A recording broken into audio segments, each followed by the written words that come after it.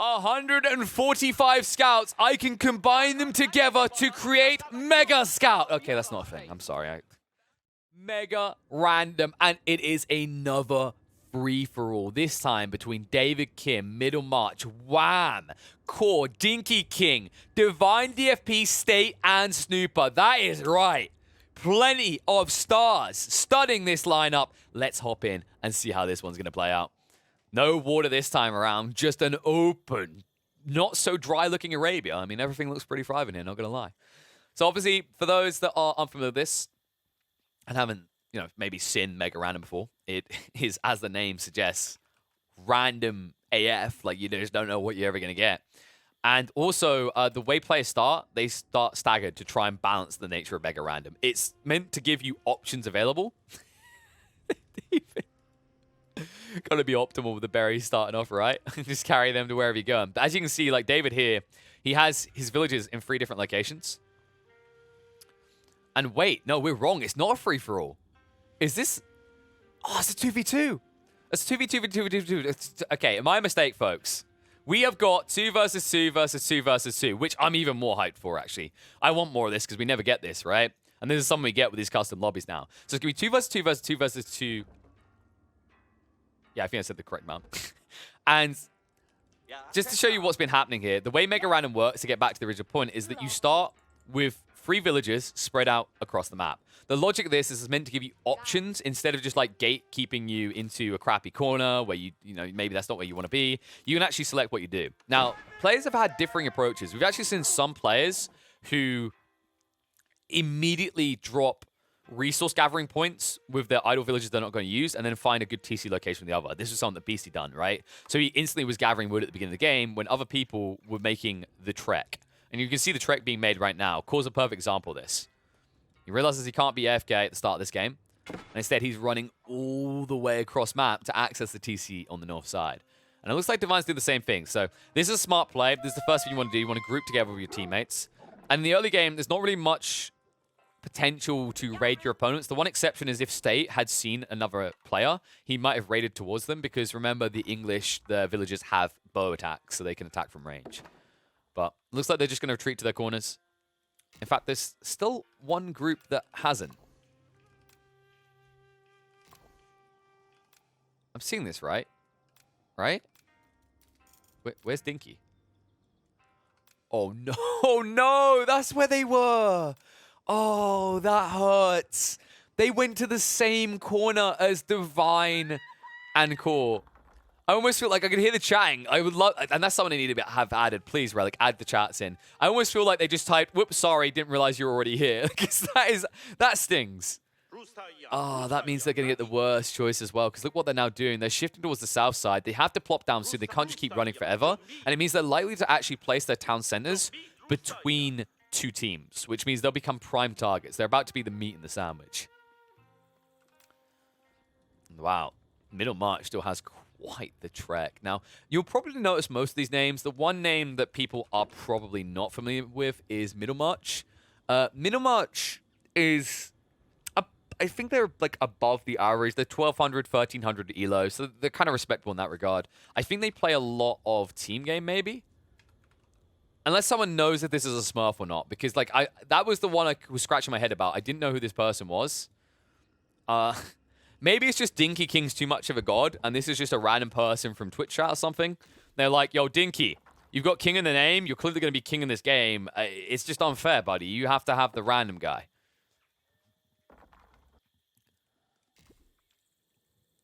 I'll have to see it though. Other team-wise, you'll probably notice this team down here with Wham. I've been talking about it enough, so you probably clocked on by now. This is Puppy Paw.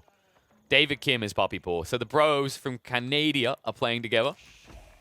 Meanwhile, they are going to be up against the Aussie bros, as you've got State and Snooper. Remember, State is an honorary Australian at this point, due to the time he plays in the day. Core versus Divine DFP. We'll call this Team Troll. And then parked right next to them is Middle March and Dinky King. And how does that got to feel, Dinky? You and Snooper are both Australian, and yet he chose the guy who's pretending to be Australian over you. I'm not going to create the drama here. Okay, so apparently so we got confirmation. Thank you, Core. Core, he's so like he's not that busy playing this. He's proven this exactly right because this game is definitely live, Kappa. Core is so busy not playing the game that he's in my Twitch chat right now instead of focusing on winning this one. Middlemarch is apparently a friend of Dinky who hosts tournaments in the OCE region, so that's cool. That's nice to see. So what you're saying is next time we do this, if we have a European, they have to have Pesty on their team. I don't know if they're going to want that after what they saw in the Bronze Series. For now, everything's kind of chill. I'm not expecting this to get aggressive too soon. The difference between this and a 4v4 is like you just aren't necessarily aware of what's around you. Remember, Scouting's going to take a long time due to the maps being so big. You can see that via all this. And then on top of that, even if you find an opponent, where are all the other opponents, right? It's a 2v2v2v2. So if you're the first to engage, you're probably putting yourself at disadvantage. I'm kind of expecting this to be more of a chill state. No pun intended, Mr. State. Until mid-feudal to start of castle, at least, before we start seeing some raids come out. The reason being is if you kind of throw away your eco potential by going military early on, even if you take out a player, you're going to be at a disadvantage against the other teams, right? Let's say you do manage to press hard as Core and Divine, and you take out Dinky in the Middlemarch. Great job. You took out one team, and now there's two teams that are economically superior to you. So unless those two teams are then fighting, they're just going to be vastly ahead of you. It's kind of interesting. This is why I love doing these type of games, by the way. Compared to 1v1s, like there's a whole different layer of strategy to consider. Same when we saw like the 3v3 tournament, shout out to Lidcore who organized that one at the beginning of 2022, where we saw emerging strategies, differing approaches, right? You had like flank players that were meant to brunt the assault and play feudal. Then you had the greed player in the center who would try and boom up. You start to see synergies between civs and the way they played. But then you get a whole new level of strategy that emerges in free-for-alls and multi-team games. Because anything that seems like you're getting a good trade is still damage done to you that isn't necessarily going to be done to another team or another player. And that's kind of why this, you know, I'd say free-for-all maybe won't catch on competitively in the Age of Empires sphere. I feel like the last time we saw free-for-all esports in RTS would have been Warcraft 3, no? And I can kind of explain why that works. I mean, obviously, I'm not, you know, I haven't played years and years of Warcraft 3, but like as a kind of casual watcher of it occasionally, I think the biggest difference is that it had the RPG elements. So what they had is they actually had this kind of midfield requirement to force you out to come and play the center of the map. And that generated conflict. So the only way I could see 1v1 tournaments working is if there's some sort of mid-map advantage that forces players to come out and clash. And you can say there's resources, Pigeon, you dumb idiot. Look, Pigeon, you're a fool. Look at all these resources over here. But we're on a Mega Random. The map is absolutely mahusive. Everywhere has resources. You don't need to fight. And even Sacred Sites, that doesn't feel like an easy win condition to like force something. Maybe if Sacred Sites got adapted in Mega Random to offer, or rather these team games, to offer more benefits when you control them, that would force a lot more of a clash. For reference, the reason why, if someone like Company Heroes wanted to, they could probably have free-for-all tournaments, is because the way their game works is they have capture points in the center of the map, which forces conflict. And whenever you capture those capture points, it depletes your opponent's points. If their points ever go to 0, they lose. The thing with Sacred Sites, they're kind of an interesting in-between that Relic designed for Age of Empires games specifically. They do give you a win condition, but it's not a creeping win condition. You can't take 2 minutes off the Sacred Site timer and then come back and take another 2 minutes later. You have to get the full 10 minutes in one go, or it just resets to 10 again. Not much. Getting frisky with the Mongols in the meantime. I wonder how this feels for Core. Having a Mongol player up in his face. I mean, is this not usually what Core's doing to people? Remember, the Khans are a little bit pathetic. We did have a small patch that came out, and one of the few things that did get affected was, of course, the Mongols. They had their damage reduced even further. I remember in the previous patches, they did nerf the Castle Age Mongols damage down from 12 to 8, and now they've nerfed it again from 8 to 6. So yeah, this unit's been crippled pretty hard. It's the Organists are balancing it, right? Because this is a unit that you get for free that respawns every 2 minutes, that has these abilities that changes so much. And as the game goes on, its health scales to a ridiculous degree as well. So I kind of understand why they're being very aggressive with the way they try to nerf this down. I would honestly love to see us in the future move towards more hero-type units like the Khan for other civs. Maybe the difference is Mongols still get this for free and other civs have to buy them. But I do love these activatable abilities. Maybe it doesn't need to be heroes, but I would love to see in the next year us just create more units that offer up activatables. Because I feel like we are somewhat limited. There's a lot of activatables in Age of Empires right now that, due to the state of the gameplay mechanics, they don't feel good, right? Palings rarely ever get used. Pervice feels really finicky because of the micro of range. Always moving means that you lose the Pervices. What else really is there in the early mid game to think about activatables? There isn't really many. The only activatable I ever feel is really awe-inspiring and cool and pivots fights is Wallalols, which, you know, no duh, Sherlock. Like, it's kind of obvious, isn't that that's going to change the outcome of a battle. Yet when you look at these Mongols and you look at their Khan, like that is something that changes the outcome of battle. Whereas the maneuver arrow, as you can see, giving that huge juice of speed, the attack speed arrow, which is ridiculous as well, or the defense arrow, which is still underrated criminally, in fact, maybe lower elo ranks, but we've seen a lot of high-level players starting to engage with it because, as you can see there, gives all units +2 armor. It's a ridiculously strong spell that can clutch a fight that's turning against you. So, chill state in the south. You can see David Kim's going to start to wall them in. He has gone for the secondary TC. Did go into the Imperial Academy. No barbecuing the sun yet, but that should be fixed soon. Always got to get a cheeky little barbecue out. Especially when the map's looking this sunny. And right now, Middlemarch is being really frustrating. So I think the strategy overall, considering that Dinky's playing as Delhi, it feels like Middlemarch is going to play tempo aggressor and try to keep these two boxed in. Understanding that one of them had to kind of be the bottom, right, of the formation. One of them had to kind of take that aggression. And then while that's happening to him, Dinky should be able to race up to Castle, get superior units, and then turn and get them a victory in this northern corner. Because that's the awkward factor we talked about, right? They could have ran to the western corner. They would have been running a long time, though. And all that while they were running, their opponents would have been gathering resources and teching up ahead of them.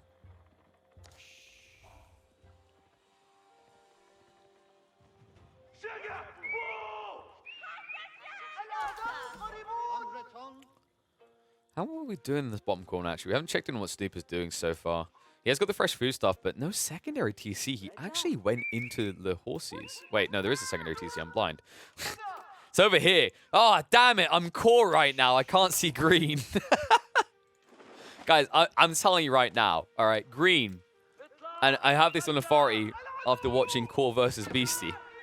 Green is OP. You just can't see it. I mean, look at him right now. If Snooper just stopped his villagers moving, you'd run knights right past this. Now everyone's questioning how old my monitor is. Just like on a 19-inch 2002 monitor. So far though, Snooper, just checking in on what's happening in the bottom corner. No hard commitment. We can see the race up now. Wham, quick up. Haven't really been looking at him so far. He did go into the Archon Chapel now from the Rex Cathedral, so he's going to be able to eco boom. And they should allow him quick access into Imperial. This is really scary, actually, what's happening in this corner. This is the most lethal combo. Not only are they the two highest ranked players in this lobby, but they also have two incredibly powerful late game civs. Because one, the HRU accesses it so quickly, and two, we've seen what the Chinese can do, right? They're double landmarks, all the potency they have with their Song Dynasty up through into the Yuan Dynasty and beyond. And then also, both of them have a lot of eco boom potential once they reach up that far, right? So for the Chinese, once you go Song Dynasty, you get the increased production speed on your town centers or for villages. With the HRE, similarly, you get your eco benefits by rushing towards Imperial because then you get the Palace of Swabia, aka the Love Hotel, which produces villages at the rate of 3 town centers with a 66% discount. So just for reference, that landmark when it comes out is going to be performing better than Snooper's free TCs of the Abbasses. Because remember, the Abbasses, they only get 50% off their villages cost. Speaking of TCs, Divine is going to be going for a second one on the outer woodline. I quite like this. It's nicely retracted and defended. One thing I really need to see soon out of Middlemarch is some sort of boom up into Castle.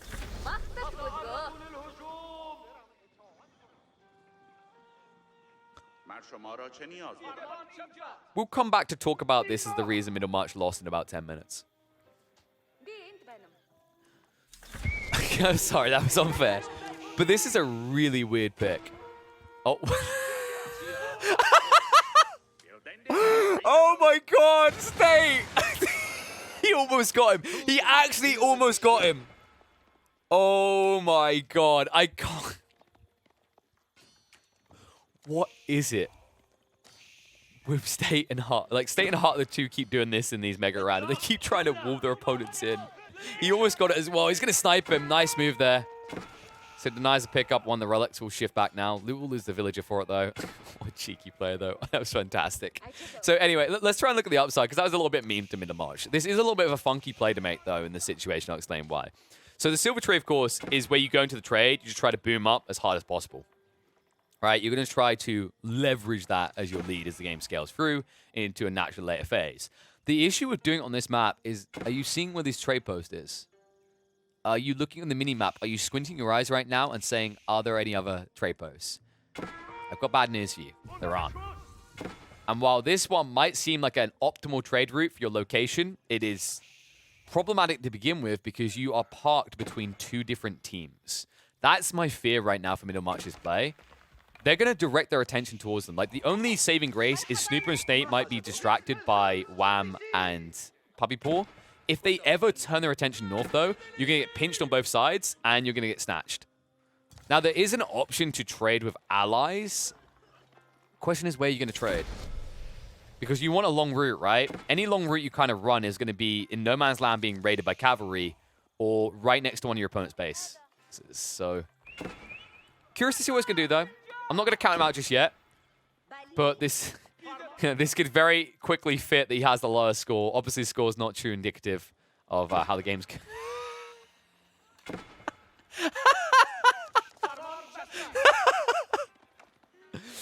Oh, Dinky King, don't ever change. I mean, you know, I should probably not say don't change when he's not winning any tournaments right now, but god damn it, I love him. This is fantastic. Oh my goodness. I can't even. I mean, this feels... this is the rush to get rid of Core and Divine, right? We talked about the fact that they have a threat behind them, they need to get a corner. This will get you a corner. If your opponent does not spot it. That is the important... Oh no! Oh no! It's falling apart! Now feels like a good time to put in a poll. Who is going to win? Is it going to be one of the two teamers, or is it going to be Dinky King on his own? He's our underdog now. He's playing like a dog with his strategy. 52 scouts. Oh, wow. I like how Middlemarch, this is the standard strategy when you bring the random person in, right? We said we didn't know the rank in Middlemarch. He hops in. He comes in. He's trying his best. You know, 15 minutes he guards Dinky King. He's like, well, 15 minutes is more than I'm willing to guard you, buddy. I'm done. No, I'm kidding, no.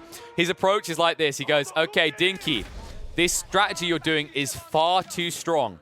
So to make it fair, I've guarded you for 15 minutes. You're on your own, bud. And you know, Middlemarch just shows himself to be an angel and gets like glowed up back into heaven.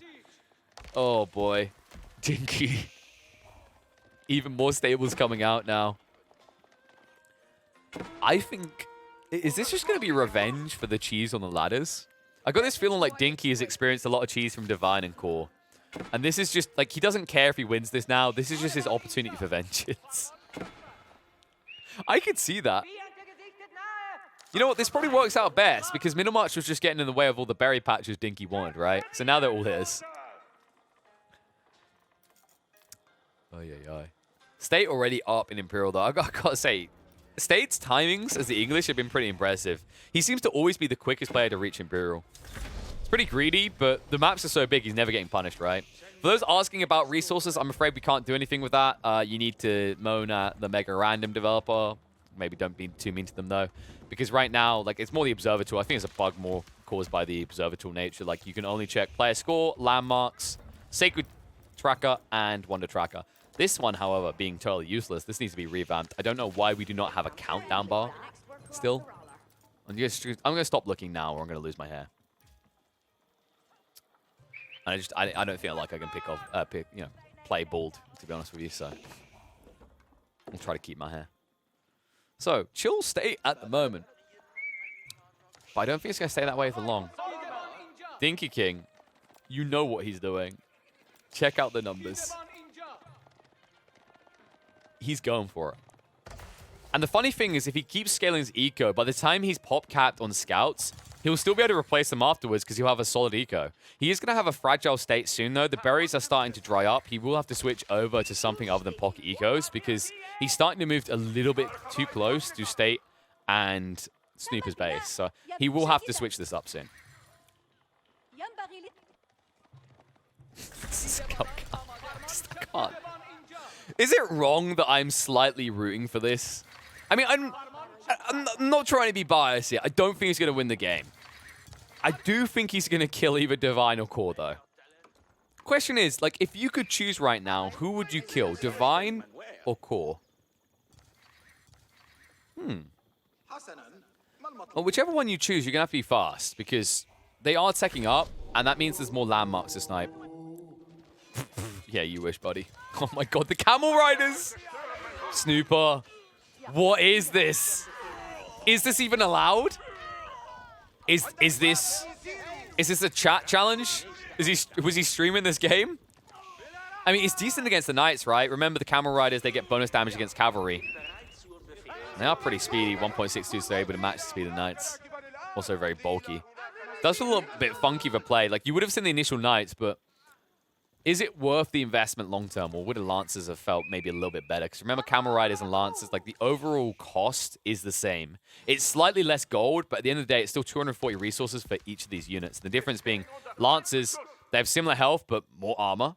And then also, they have better base damage. You know, bonus damage might be in favor of the Camel Riders, but overall, Lancers will fare better against anything. Outside cavalry, of course. Is it almost time, Dinky? We're almost there, folks. It's getting there. The time has almost arrived. The poll is coming to an end. And look at the faith. A lot of people, they went for the safe choice. They believe that nobody can get more farm than China. They're expecting Wham and good old David Kim, or Puppy Paw, the bros, the Canadian bros, to win this one. But also, a lot of people voting for Dinky. More people now believe that Dinky King can pull this one off. We gotta believe. Snooper now up in Imperial, no longer a viable target. Dinky King cannot take revenge on the Australian that abandoned him. But look at this. Core. He's built a lot of camel archers. And they're actually burning through the Mongol base pointlessly now. Dinky King's laughing. Haha, idiots. You're wasting time. I am about to reach my final form. Once I have built 145 scouts, I can combine them together to create Mega Scout. Okay, that's not a thing. I'm sorry. I'm pretty sure someone was leaning in towards their screen going, oh my god, it's like Power Rangers. No, that's not a thing. But he is at PopCap now. He's reached his full potential. It is time to go. Dinky, it's time to go. It's time to go. Dinky, come on. Your potential is passing, sir. Son, you must go. Core is tech free. He's a good target. Only 2 landmarks. Only ever will be 2 landmarks. He's now underway with the tech up, though. Divine's also tech free. Dinky? Dinky?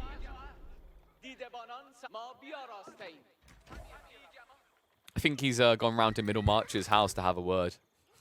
Turns up the door. You ruined this! We were gonna win!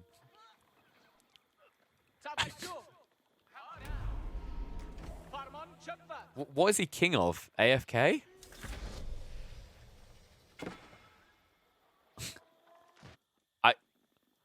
Yeah, it's very important to keep getting more resources. I do agree, but there we go! It's finally time. Here comes the Scout Rush. 24 minutes in the game. And everything you're going after is going to be Imperial. So, Divine now has 4 landmarks. And Core is soon going to have a chunky House of Wisdom with 17k health. So, good luck with this. Because he's also walled to slow you down. Oh no! The chop! He's in! Dear Core. May Dinky have mercy on... Actually, there's no mercy here. You're just going to die. Die, you filth! How big is the defense for score? Oh no! Core, he's only got 20 military.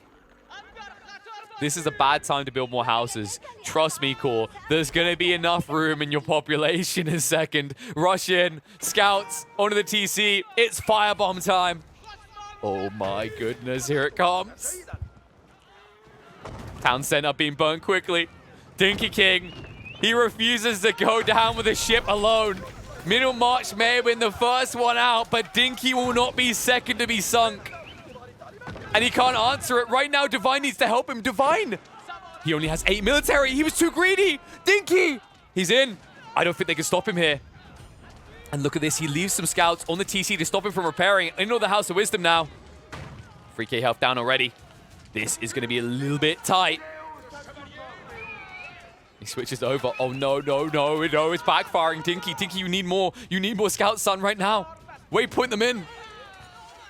Can they kill him quick enough is the real question. It's still 100 scouts here. I think Dinky, it's going to be tight. It's hard to know if he's actually got the full firepower, though. The switch over Core, prioritizing now onto the House of Wisdom. He gets the shivs out. Everyone has to be armed here. And soon, scouts will be armless. Down to 60, diminishing quickly. I don't think he can do it. Another tech ops coming out. It's too late. Dinky King. He gave it his all, but his all wasn't good enough. No wonder this guy never made it top 8 in the Golden League. Okay, I'm sorry. I would love for Dinky to now go and prove me wrong in the coming weeks of Golden League. But if he whips this strategy out in the officials, I'm going to have more doubt than a certain PlayStation 3 game. Yes, that was a Noir, LA Noir reference. I'm sorry, I made it a bit too obscure. So, Dinky done. Made it fun. No? He still believes. He's up. He made it, folks. 26-minute Castle Age. Woohoo! Right now, Dinky is perplexed. He just can't understand. How did it not work? I'm meant to be a king, damn it. Oh, your kingdom is looking quite small now, my friend.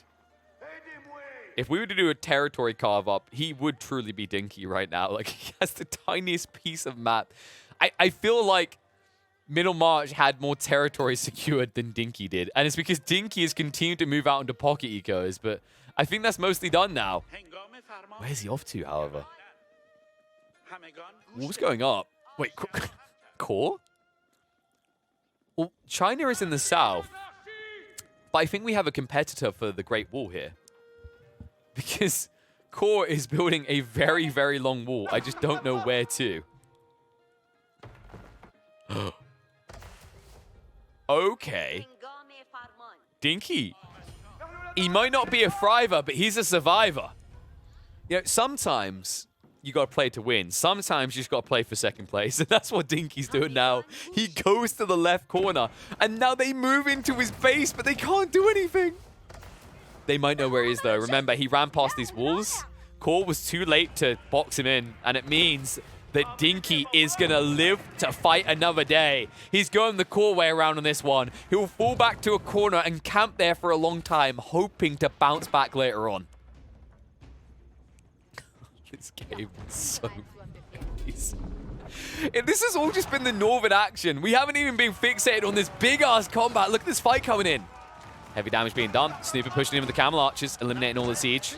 Chasing as well by State with the spears. Sticking on top of this. Hand Cannoneers coming out from WAM to try and hold the front line. In conjunction with David Kim switching to those veteran archers. We know that Poppy Paw, time and time again, he loves to go for the archers.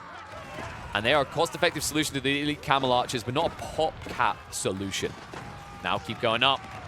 Needs to be quick about this. The ride in, though. State flanks him, comes around the side. Bombard's trying to hold the front line, but it's quickly folding here. The ranged battalion coming out from Team 7 is a little bit too superior. Hand Cannoneers have no way of combating these Lombos as well. Once they get in range, they get peppered to death. All the camels go down. At the end of this fight, Lombo should be standing. Question is, how do you breach in? It looks like State has got plenty of counterweight trebuchets ready to start sieging, but they're not focusing just yet. Right now, all this is achieving is the victory condition in the center. You can see what Snoop has been doing, State as well. They set up on the sacred sites. They've had these for a few minutes now, and Core and Divine have still been being greedy. They were forced to go military after what happened from good old Dinky. But Dinky did delay them moving out the center, which means all these defenses are going to be up in time. It's just a question now of whether they can hold for the full 10 minutes. And it's going to be hard to do so, right? This Sacred Site, it puts you in between two players, or two teams, rather. You're already struggling to breach into the base of Wham and Puppy Paw. Soon, you're going to have to contest with Puppy Paw. With Core. What is this? I feel like I'm looking, I feel like I'm playing, what, Call of Duty Black Ops 2, was it? Where you had the Berlin Wall map. And you just had 1,000,001 defenses between the two sides in the little no man's land. Like, that's what we're getting here. Divine DFP with the yeetism of elitism when it comes to outpost spams. I mean, this guy, he made a name for himself as a filthy outpost rusher with the Mongols. It's not quite a rush, but it is damn well a filthy quantity of outposts being built. You know what? Core and Divine, they say, we're going to make a utopia back in base, and we're not letting any of the rabble in. And we'll ensure it with all these outposts. I'm starting to think that Divine DFP might have been a Balloons player. You all ever play Balloons? I mean, usually in that game, good old Balloons 2D, you do end up using monkeys. But he's gone a little bit more classic, right? He's gone for the really old school tower defense games. In fairness, folks, I mean, you know, everyone thought it was Age of Siege. We've proven it's Age of Outposts, and Outposts do not require pop caps, so it is going to protect your flank and allow you to just flood into the center, and you're going to have to do that soon. Now moving forward. Wow. Rolling up. Puppy Paw bringing in the Nest Bees and the Clock Tower Bombards. It's time to break the control of the Sacred Sites. State Snooper are going to struggle to hold this. They're going to have to address the northern flank soon because look at the move. Core's on his way in. It's the Age of Camel. It's breeding season in the desert, and you can see it by the quantity here. Things are about to get messy. Trying to hold their opponents back. Hand Cannoneers blasting into the man-at-arms. Lombos picking apart the Archer Battalion. Then they'll focus onto the Hand Cannoneers. The line formation, making sure they stay out of range of the counterparts on the other side. The only thing that can strike at them is the Nest Bees. The Nest Bees right now doing heavy damage, but the incendiary arrows come in and they snipe them out. Splash isn't going to be good enough. Longbows stay alive. 44 in the field. State, back up a little bit. Actually shifts out of line formation, and that's a mistake there. Heavy hits coming in. And all of a sudden going from 44 down to 35 in the blink of an eye. State needs to be using that maximum range to his leverage. State gets a little bit too close to the sun, does get burned. The Archers now moving forward. Villagers forced to be pulled straight forward to the Mangonels. It's hard to see, but these two players, they are on different teams, folks. This is State and Wham working out at Wham with a premium hand cannoneer, slaughtering everything that runs towards the Magos. Bombard being ignored. The Mangonels are the ones they want to target out, which means the Bombard's going to actually just reign supreme and breach through the keeps. And all the while, we've been waiting in the north. Core, where is he at? Where is he at? Here he is. He comes in. Oh, no. The tree. The one tree to betray them all. So even if they do keep control of the central sacred site, they've lost the western one as well. New win condition is going to be needed soon. Stay now cut off from his main base. Hand cannoneers get between him and retreat. Bombards rolling up. More keeps trying to be constructed. Siege line looking good for the moment. Coming out from David Kim. Rush in, getting Jugnu in the field. Jugnu that'll be effective against most things that are actually being thrown out against him right now. Siege holding for the moment, but more important, the win condition's now gone. Now it's dinky check-in time. How's our boy doing in the corner? Well, he has a town center. He has a town center. He has another town center. No fourth. Disappointed. But he is alive. And State surrenders! Oh my goodness, he gives in! Snooper! He's puzzled right now. He's like, what? I ain't surrendering. Fine, I'll just run back to my base. I'll get out of the way, let those two fight. Snooper and Dinky, they need to now establish communication. Maybe get some carrier pigeons to carry messages across because they hold the corners. But they are now 1 versus 1 versus 2 versus 2. Can the two Aussie boys bring it back together? Can they mend their broken relationship and emerge as the new power too? We'll have to find out.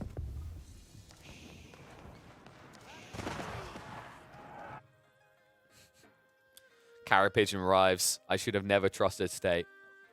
Dinky sends message back. Yes, you should have had me. I would have built scouts. Snooper responds, what? Dinky says, nothing. Let's get back together.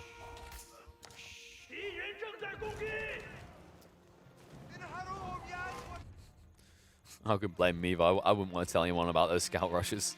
I think Dinky, if he comes through the chat right now, he's going to be like, oh no, why are you looking at this game? Why? And now the pass assault, and it's time to boom up. Dinky. It took him considerably longer than everyone else in this game, but Imperial Age is underway. In the meantime, Snooper, he was going for trade.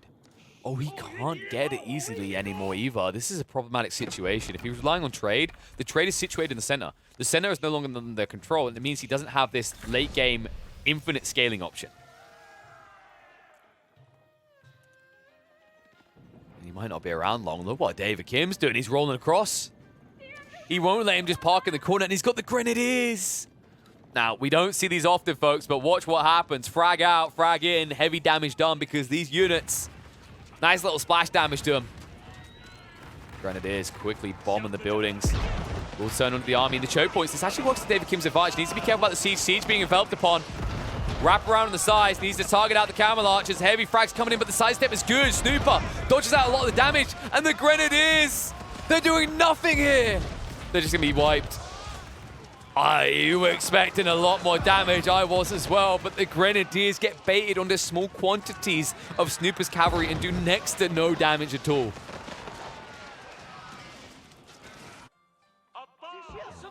And as a result, Snooper, he keeps his corner as his own little trinket right now.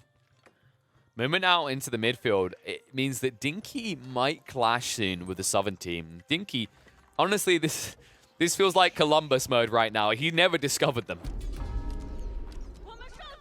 By the time he does discover the Chinese, they might be as powerful as they are in the 21st century. I mean, he's still looking pretty dominant. He's stabilized. There's no easy breach point. They got the Great Wall of Wham and Puppy up. Hopefully soon a Great Wall of China, actually, as he can always get that tech up. It looks like he snuck it. Oh, what? How did this keep get constructed? How did this keep get constructed? What the hell are you doing? Puppy Paw! He's actually just rushing in and spamming keeps in Dinky's base. He's like, I don't want this to come back to bite me later. However, you may have just made an enemy. You doing this might attract the ire of Dinky. Dinky, who is in the middle of plotting his revenge story against Core and Divine, may have to target someone else now.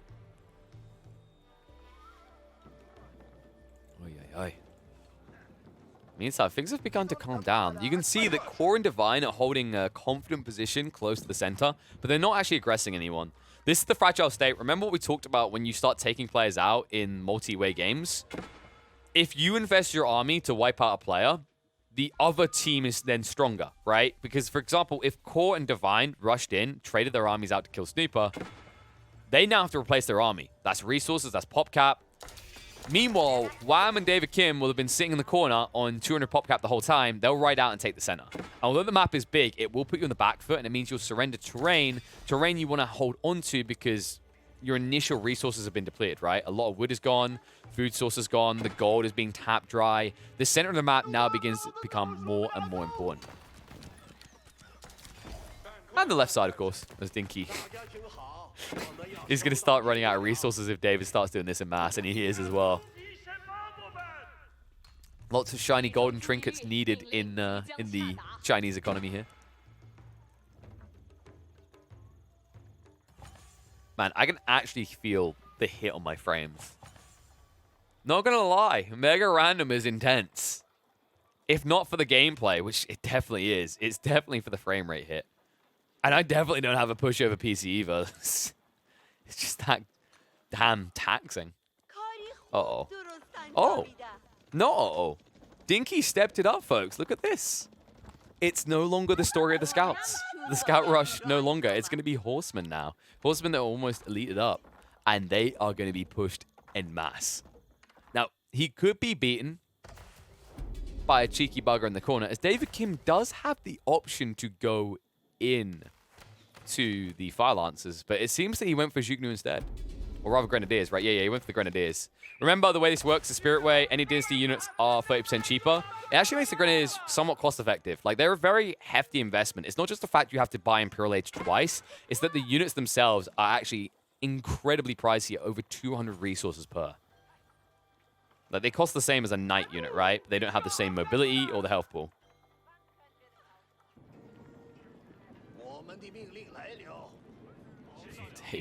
Just all Grenadiers now. Very underwhelming in the last fight. But they'll get an opportunity of redemption soon. I think he's realized they can't go after Snooper. It's kind of problematic, though, because Snooper, if you don't deal with him, he's always lurking there in the corner. And if you push past the midfield with a sizable army, like your pop cap blocks, that does offer up an opportunity where the Australians can sneak in on your flanks, from both flanks, in fact, and end your game. But it's happened again. We saw Core do this earlier today. This guy loves wonders. It's time for Prayer Hall of Ukbar. Straight in the corner. And, you know, in fairness, they did prep quite well for this. Oh, wait, no. Not all the outposts have been built. They were prepping quite well for this. A lot of the outpost network is down to fighting me. I swear to God, if they win this game because he built outposts, I just don't know what to do at that point. I mean, it is going to slow their opponents down, but not by much. Remember that they are up against the Chinese with bombards, so they actually juice their way through your front lines pretty fast. Here we go. Grenadiers moving in. Remember, they do 30 damage per throw. Almost as high as the Lancers. Difference, however, is that they can all do it from range, right? So they'll all be able to attack it. But oh no, big mistake there. David, back. Mistakes made. He didn't see the stone wall. And these cannon upgrades are actually butchering his Grenadiers. They're going to move in now. Time to breach. And look at the 4th district being built up. David Kim's going to shift a bunch of villages to the front. He wants to keep the archery ranges up so he can keep pushing those Grenadiers infinitely towards his opponent's base. Infinitesimally, in fact. Meanwhile, Dinky King still plotting his revenge. I swear to God, if he goes... Well, here's the thing. He was always going to go after Core and Divine. Now, because of Core doing this, it's going to work. Because Core has drawn the attention of every other team in the game by building this wonder. And he's very quickly going to end up wondering whether it was a good idea, because they're coming. It's problematic as well. It's not easy for him to answer what has been built up by Puppy Paw. Like the splash damage here with the Nest of Bees and the Grenadiers, even for Knights, you can get butchered if you're not careful. These Grenadiers, they're chunky boys, 165 health. They function as kind of a pseudo frontline for you. Can hold their opponents at bay. Now, the crippling weakness for David's economy, if he's not careful, and this is why it's a good thing he's got a lot of surplus, is because these aren't the Spirit Way archery ranges anymore, these Grenadiers are now pricey. You can see they cost the same as a Knight. And 1-on-1, a Knight will beat them out. So he just needs to make sure he optimizes his artillery. And he also needs to get some assistance here. Like right now, Wham is where? Oh. Now it makes sense. Wham. I mean, even if this doesn't work out for him, it'll be waiting for Dinky, because Dinky is still waiting. It's Revenge of the Sith over here. He's been plotting this out. He has waited a very long time, and his vengeance is coming soon. Just a matter of time for good old Dinky. Meanwhile, chase in, wrap around. Divine, he's on top of Core as well. Gonna clean up the army, and all because Wham, he went around to the side. He left David alone. And that is going to be just completely mopped up. Absolutely chalk now for David. David going to be forced back. And this is where Wham needs to go soon. Plenty of hand cannoneers on the front line, but he needs to seize the breach through. There's plenty of buildings to get through over here. So many outposts firing off the cannons. And the reason Dinky hasn't gone, by the way, is that he is waiting for the tech ups. Remember, this is one of the big weaknesses of the Delhi. When you go Imperial, you wait what feels like a century to get all these techs. But once they're there, he will be ready to race out. For the time being, he bides his time. And by doing this also, keeping a heavy eco pop cap, he's actually inflating his surplus, right? So he'll be able to throw away a lot of armies and replace them instantly.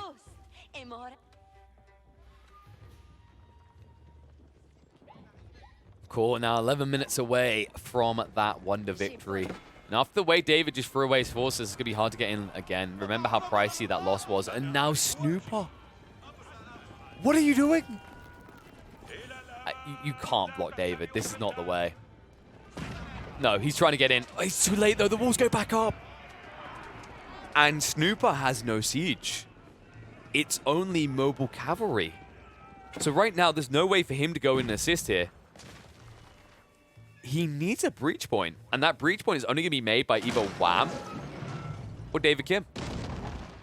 And Wham, being very slow about this. Instead of going into the bombards, he goes for the trebs. Feels a little bit weird here just because I feel like bombards, like there's nothing to stop you from quickly breaching, right? So I feel like speed is what you're looking for. And it's sufficient speed at this stage. You have got 10 minutes, so it's not going to be a GG throw the game choice by going trebs. But it does mean you're going to have a thinner timing to get through the walls and then go all the way back to where the Wonder has been built. And 2 wall layers now. And oh, here we go. The 1,000,001 outposts. Well, folks, considering Relic has proven they have the ability to hotfix things, they don't even have to push it to our clients, so it's a much quicker process in terms of the patching process. I think we are going to get Outpost nerfed very soon. Well, once these go up on YouTube, that is done. Thank you to Divine and Core for making sure we don't have to deal with Age of Outpost anymore. Because this is just ridiculous.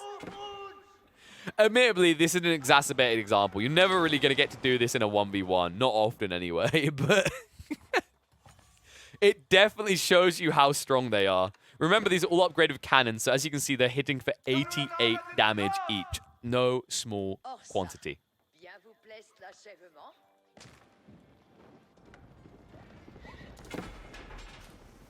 Dinky, are we ready? Yes, we are. It's switch up time. He purged the entire eco. Everyone's dead.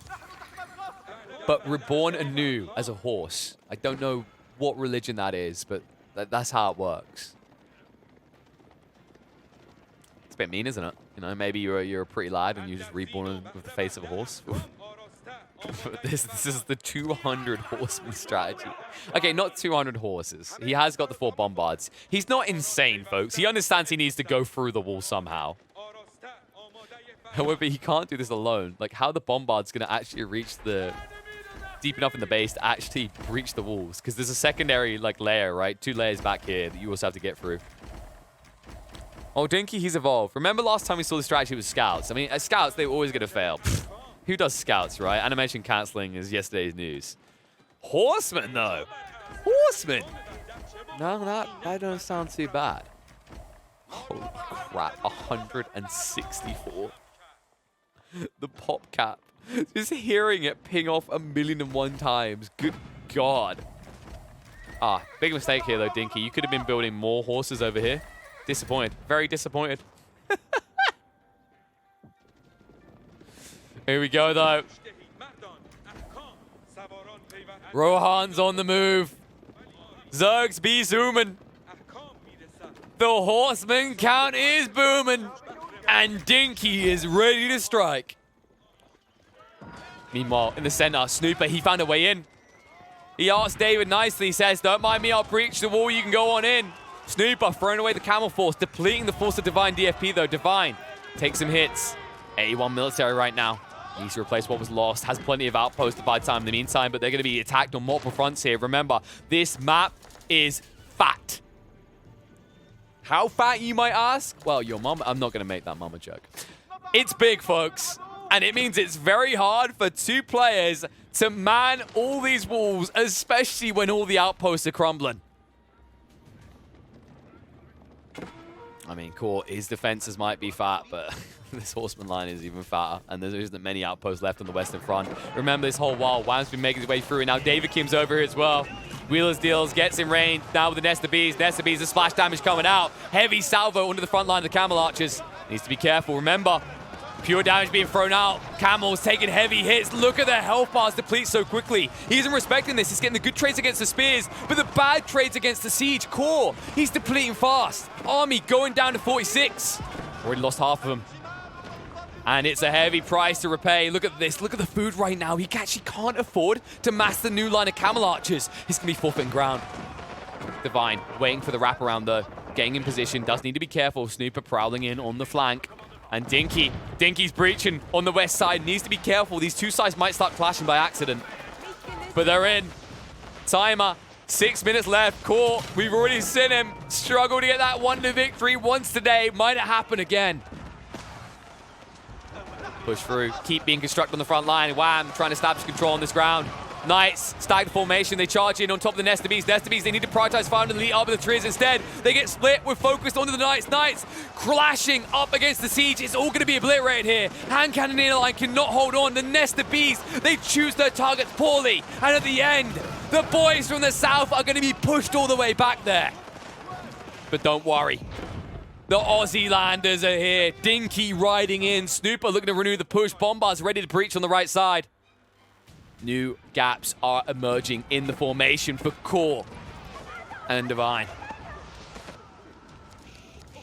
Divine took a heavy hit, does need to replace, but he has surplus food. Core is the one that's the liability right now. His food is struggling to keep up. Horsemen rushing in. Peel back though, they see the Knights, they don't want this fight.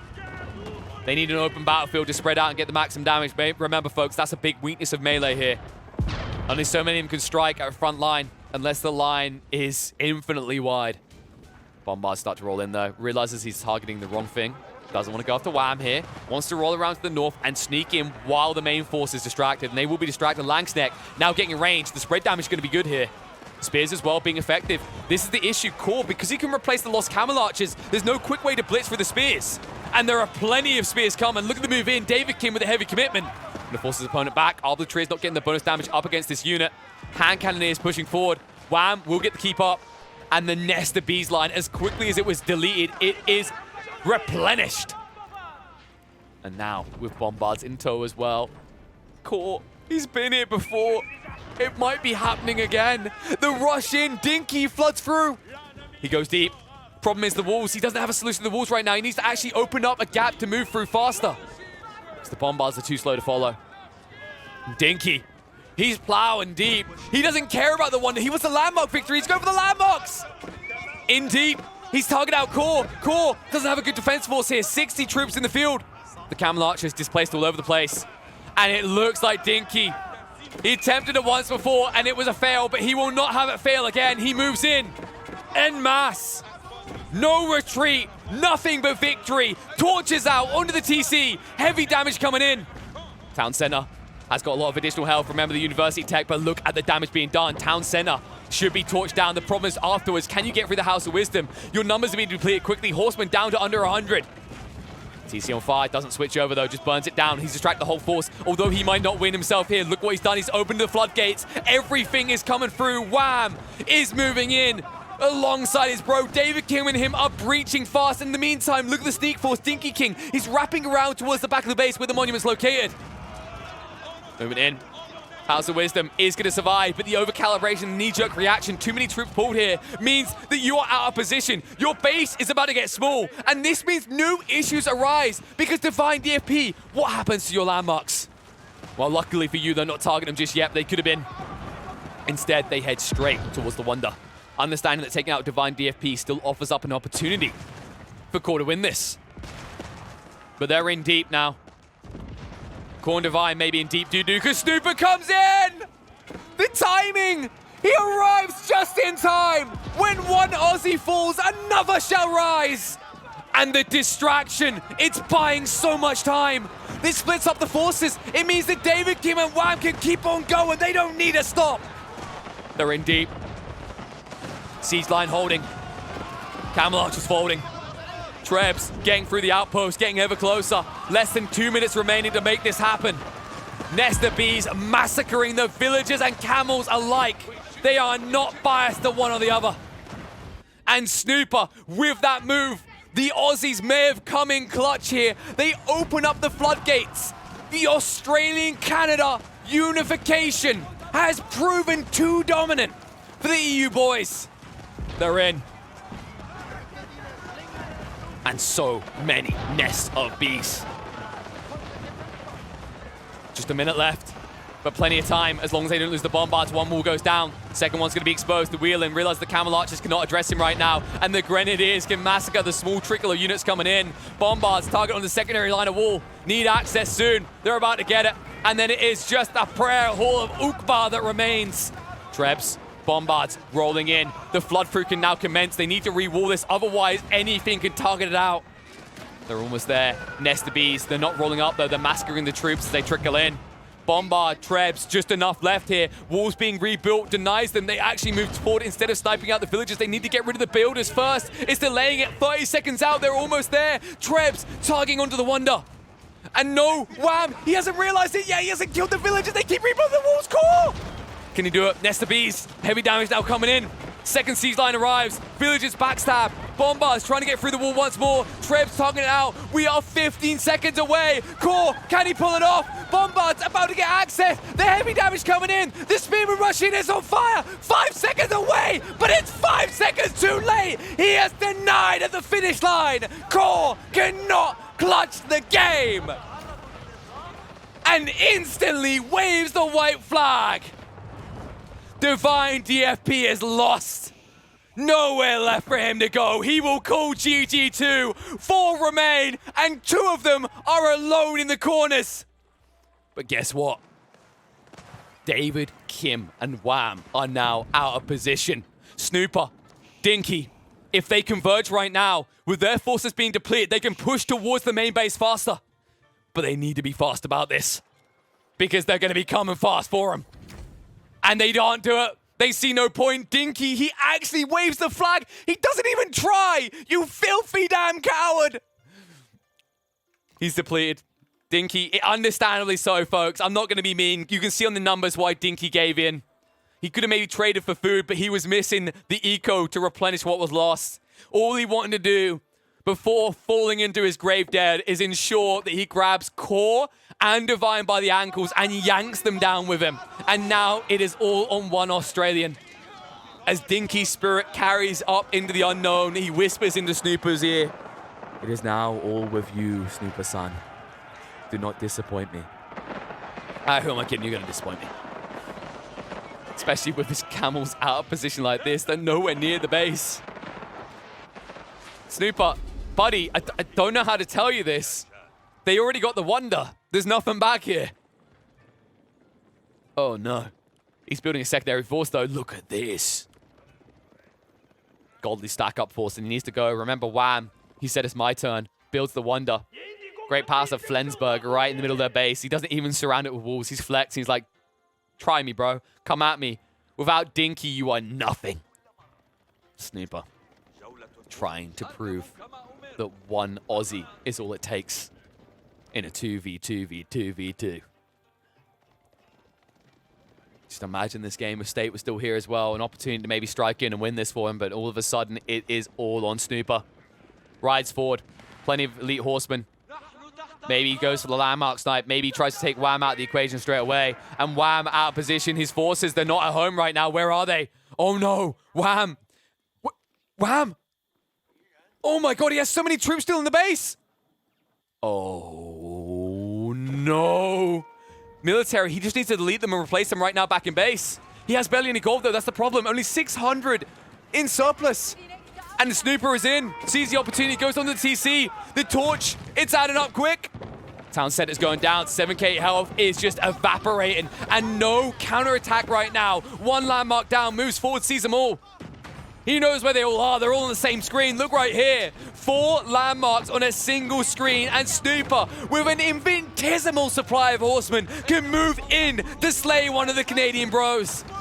And there's nothing that Wham can do. He's completely displaced and out of position. His villagers were nowhere nearby. Pass the Swabia down. He can't repair them quick enough. If the Radiance Cathedral falls, he falls with it. And he's in. Way too many horsemen. Tries to the repairs, tapping his hammers away, but it just won't do. It's down, Wham's down, and out for the count. Wonder victory removed from the playfield. Snooper is doing it. One player remains, but that player will not fall so easily. Remember, David Kim, it's late game Chinese. He has 1,000,001 landmarks to get through. And good luck finding which town center is the real one. But here he goes, still out of position. David, no! You can't go for the trade. Son, you need a build force right now in your own base. And he can afford to do so. But apparently, David and Wham, they are no cowards and no traitors. They removed the delete key from their keyboards when they play Age of Empires 4. No army back in base. Snooper is doing it. One landmark down. A few remaining. The House of Wisdom is David Kim's last hope. He's going for the race, but this race, it's a slow one.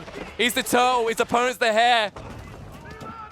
But the hair on Snooper, he's more than the typical story here. Slow and steady might not win the race because Snooper has played this slow and steady the entire damn time. And because David cannot find the delete key, Snooper will find it for him. He moves in onto the clock tower. And they are wasting time. They are wasting time. David, you need to go straight for the landmarks or it is over. Either that or repair. Do something. Do anything right now. The Grenadiers building back in base. Snooper wrapping around, looking for more of the landmarks. He should see the Barbican Sun. The only hope that David has right now is that he does not notice these creeping landmarks in the back corners. But Snooper's quickly realizing what's happening here.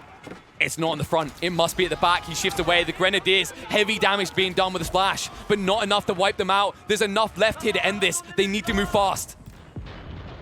More troops being built. Snooper moves in, sees the Barbican Sun. From here, he should be shifting south. It's the only move he can have here. He'd be running back in the Grenadiers otherwise. Let's see if he realizes it. It's in the back corner. He cannot see this. We can. All the while, the push in. David, hesitant, taking his time, picking everything apart piece by piece. Big Snooper with a bombard battalion, 13 to defend him at home. And nothing that David can do. He no longer has access. He lost forces on the front line. He's replacing back in base. He cannot go for the landmark victory, but Snooper can. And look what David is doing. 1,000,001 outposts to try and save the day. But it may be too late. The wraparound, the convergence, Snooper, he spots it out. Great Wall Gatehouse is seen in the corner. There's no way he missed that. But instead, he changes target. He goes for the Imperial Palace first. He's going to torch it down. And David Kim, his only hope is if he rebuilds back in base. But right now, he's not doing that. Town centers not producing. He's not getting any villagers out to fix this issue. He's in trouble. The only villagers are over here. 23 of them trying to keep the dream alive. Imperial Palace down to half HP. The Foreign Legion army is down. Nesta B is about to be wiped out, but the new line of horsemen, Snooper, has pulled a miracle out of the hat here. One landmark left. One landmark to go. Snooper is on the edge of his seats and on the edge of kicking David into the abyss. Puppy Paw, praying he can hold on, hoping not to get put down like a dog. Snooper, he's the hound dog here. He has control. Only hope for Puppy Paw is an amassment of Grenadiers pushing in. However, when we look at the state of his eco, he's drained. This is his last hope. That's the difference. Snooper, he kept surplus in reserve, baby. He's feeling good about the game right now. No villagers left to build up the landmarks, and he's done it. He spotted it. Snooper moves in for the gatehouse. And the move by David Kim, by Puppy Paw, is going to be too slow. Despite the adversity, despite being on the back foot, but despite being 1 versus 2 versus 2 versus 1, Snooper doesn't do it. He GG's out. He doesn't have a way of killing the gatehouse. No seeds, no dice. It's going to be a win because you cannot torch walls. Oh my God. Snooper, what happened? I don't know. I can only imagine that Snooper didn't know what we knew. David had no economy left. If you killed his army, he's dead. That's why. Snooper, he gets to the corner, he facepalms. He goes, why is this landmark not torchable? What the hell? Instantly rage quits. Despite the fact that David Kim, Puppy Paw, to be specific, does not have any eco left. If he loses that Grenadier army, he's dead.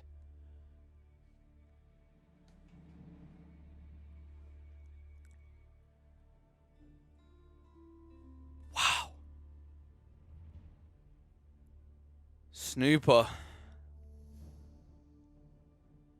Almost with the most insane combat we will insane comeback we will probably ever see in Mega Random for a long time. But he misses it by a millimeter. And all because he doesn't see what we see. He doesn't see that they're both eco-drained and that Grenadier army once wiped is done. At that stage, if you can claw a little bit back in with a little bit of trade maybe and get 1 or 2 siege, you can roll them in and get rid of that gatehouse. But that gatehouse, that frustrating landmark, it keeps him alive. You know, plenty of people have been arguing that walls should be torchable. Not sure if I agree on that. But the gatehouse, the landmark not being torchable, oh my good God, that has to be so tilting. Snooper, he could have won this. He could have given us one of the best comeback stories we'll probably ever see this year in Age of Empires 4. But he gets pipped at the post. He jumps the gun on the GG. He doesn't stick it out to the last second. And folks, that's what this is a lesson in right there. Do not call GG until it is done. If there's something I've learned from Dota, and it's why they apparently it's why they refuse to give us a surrender button. Any game is winnable. There's always a chance, even if it's 1%. And Snooper might have felt like he had 1% left, but he had a higher percentage maybe than he realized there. It's so unfortunate the way this played out for Snooper. Your heart breaks for him, but so methodical out of both Wham and Puppy Paw. They played this the correct way. They get rewarded the win. They need a little bit of assistance from some Australian allies on the flanks, but they earn the dub. What a remarkable game, though. What an incredible finish. And Snooper, honestly, part of me wants to delete the VODs. I don't want him to see this because that's got to be heartbreaking. I don't know if he realized the numbers at the end of that, but he had that in his hands for the taking. And the only person that robbed him was himself.